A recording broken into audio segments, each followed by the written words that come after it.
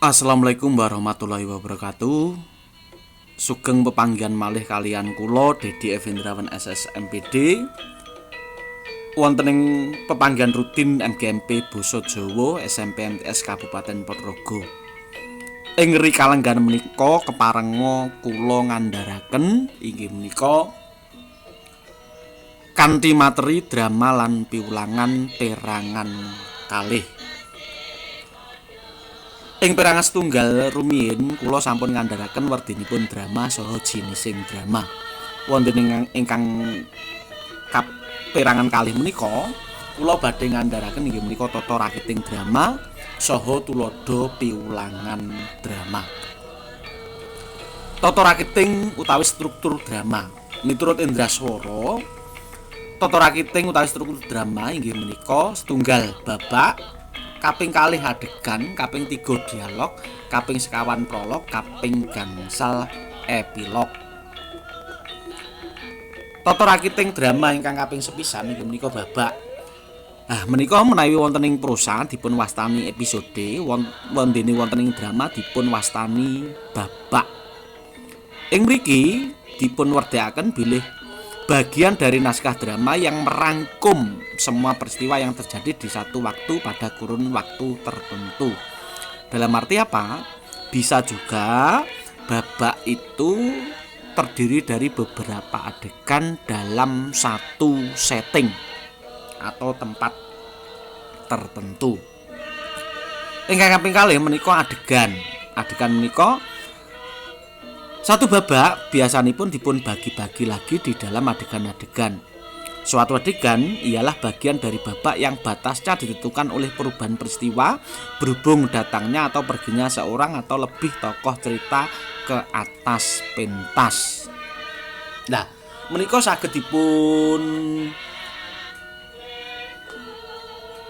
dudut bilih setunggal babak menika saged pinten-pinten adegan. Lah adegan menika saged dipun wastani ugi minangka inggih menika mlebet lan botenipun paraga. Utawi saged dipun wastani bilih menawi wonten paraga ingkang mlebet wonten ing panggung saha medal saking panggung menika saged dipun wastani setunggal adegan. Utawi tuwuhipun inggih menika daredah ing antawisipun paraga kanthi wontenipun ewah-ewahan swasana menika saged dipun wastani adegan ugi.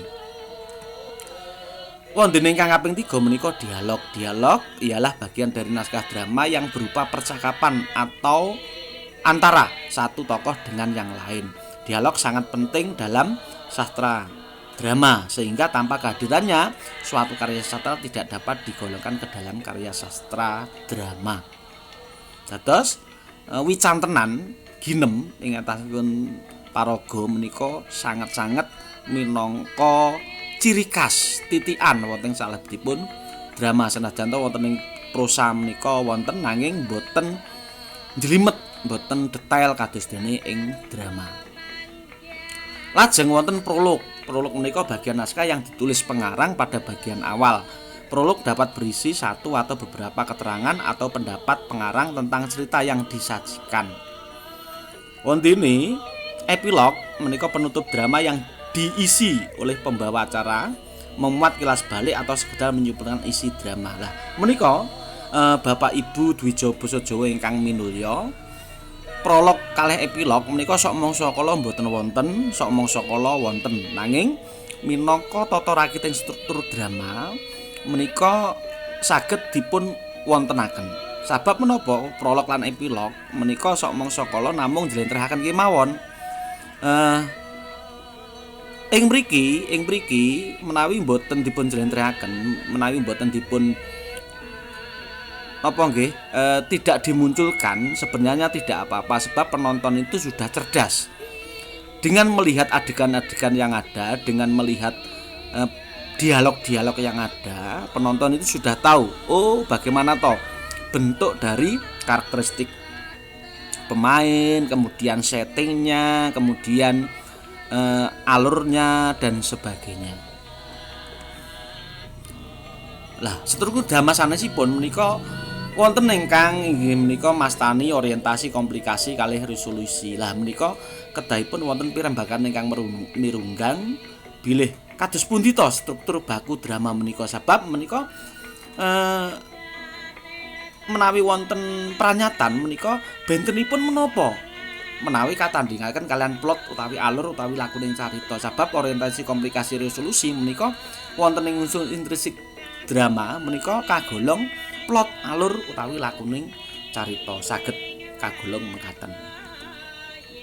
Lah contoh drama ing salebetipun inggih menika kabudayan Jawa menika saged wayang, serandul, ketoprak, ludruk, kentrung lan sandiwara. Sandiwara menika saged dipun wastani drama Jawa modern. Lah ingkang kedah dipun ugi mangertosi menika unsur drama.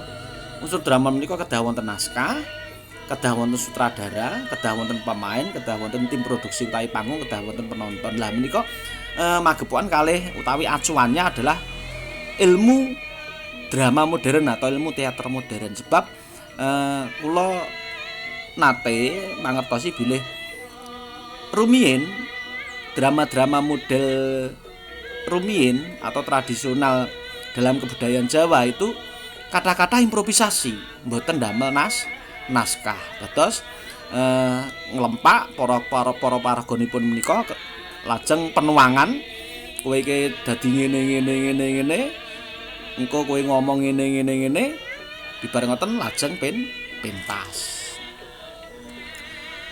Lah menika tulodo piwulangan drama menika saged awujud mekaten. Sadèrèngipun kedah dipun mangertosi rumiyin bilih drama dalam pembelajaran menika wonten setunggal menika seni drama wujudipun tekstual, wujudipun inggih menika naskah, menipun teks inggih menika trek drama. Lajeng wonten ingkang awujud seni pertunjukan menika performa utawi praktek utawi meragakaken teks atau naskah drama tersebut. Ing mriki tuladanipun inggih menika mangkenipun babakan piwucalan bab drama. Lah sadèrèngipun menika kedah dipun mangertosi inggih menika formula dramaturgi nalika inggih menika mujudaken piwulangan drama magepokan kalian inggih menika wiwit wontenipun teks utawi sadèrèngipun wonten teks ngantos inggih menika pamaragan drama rampung. Ing mriki saged dipun jlentrehake bilih ing salebetipun dramaturgi babakan drama menika ingkang kaping sepisan menika menghayalkan menika nggambaraken menapa-napa ingkang mangke badhe dipun gelar lajeng nyerat inggih menika ide-ide di dalam tahap pengkhayalan tadi ditulis sedemikian rupa menjadi sebuah naskah drama lajeng meragakaken memainkan lajeng nonton utawi menyaksikan. Nah ing mriki contonipun inggih menika piwulangan babakan nulis naskah drama.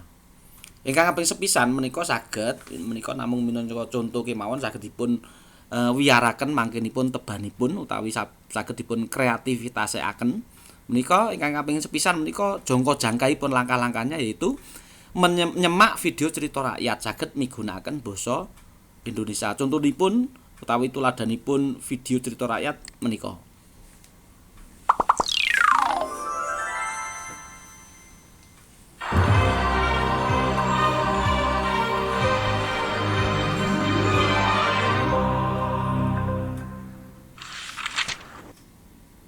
Reo Ponorogo. Di sebuah kerajaan bernama Kerajaan Kediri, hiduplah seorang putri yang sangat cantik bernama Dewi Sanggalangi. Semua raja-raja di sekitar Kediri berlomba-lomba melamar Dewi Sanggalangi. Namun sang putri tidak berminat menerima lamaran mereka.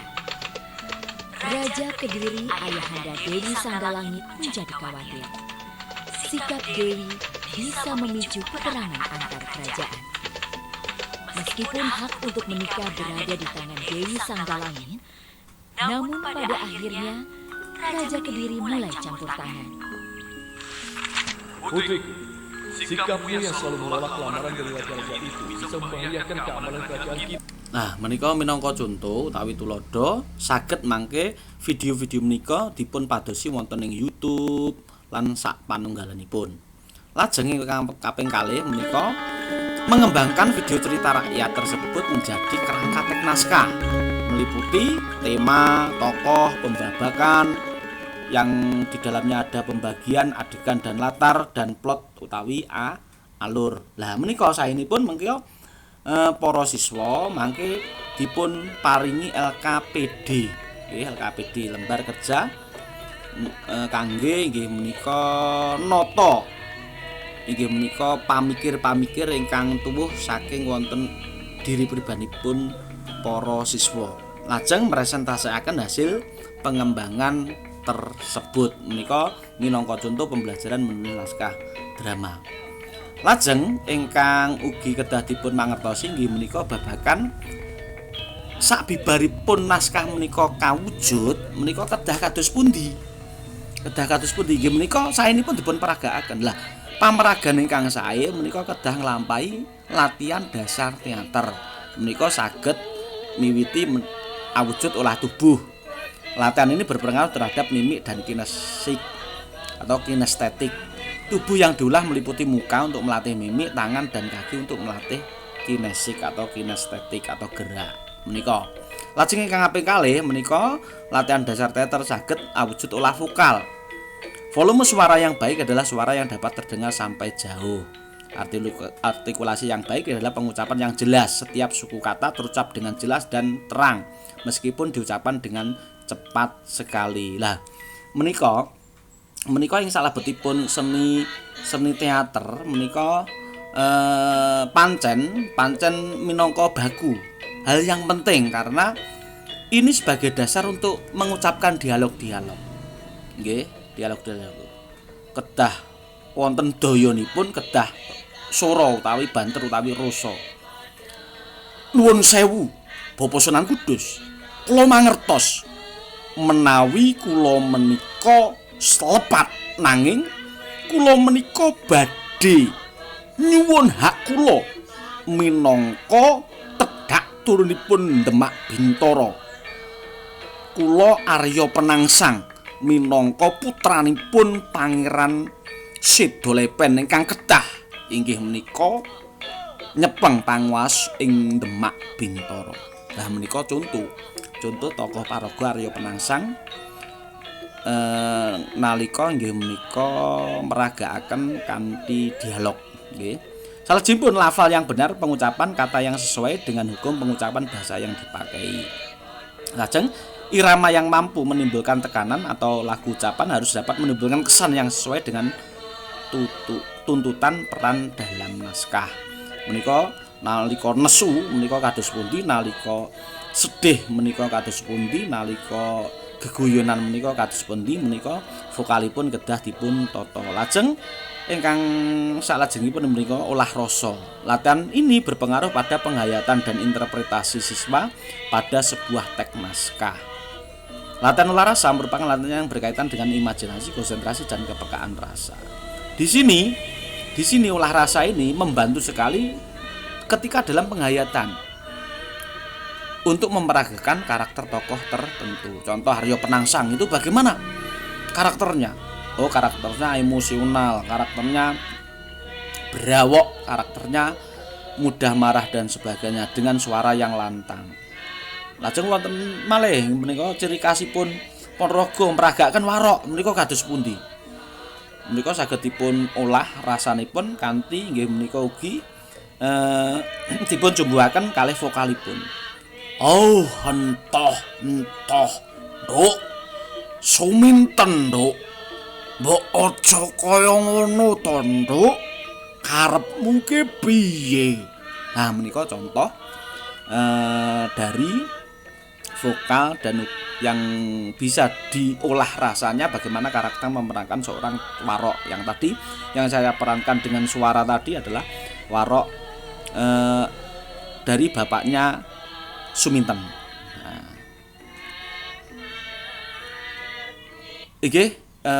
mekaten Bapak Ibu ingkang dat minulya magepan materi drama lan piwulanganipun wonten kirang langkung nyuwun gunging samudra pangangsami. Saderengipun kula tutup, kula badhe nembangaken pangkur. Mugi-mugi saged minangka inggih menika enggar-enggar penggalih panjenengan. Larasipun pelok kemawon nggih menika. Paripurna atur kula para mitra paring pangaksami. Mugi Gusti Maha Agung ambabar jatining rat wus amatur paduka sagung rawuh mugi tansah lestariya sartane manggih suki. Cekap semanten. Wassalamualaikum warahmatullahi wabarakatuh. Rahayu rahayu ingkang samya pinanggih.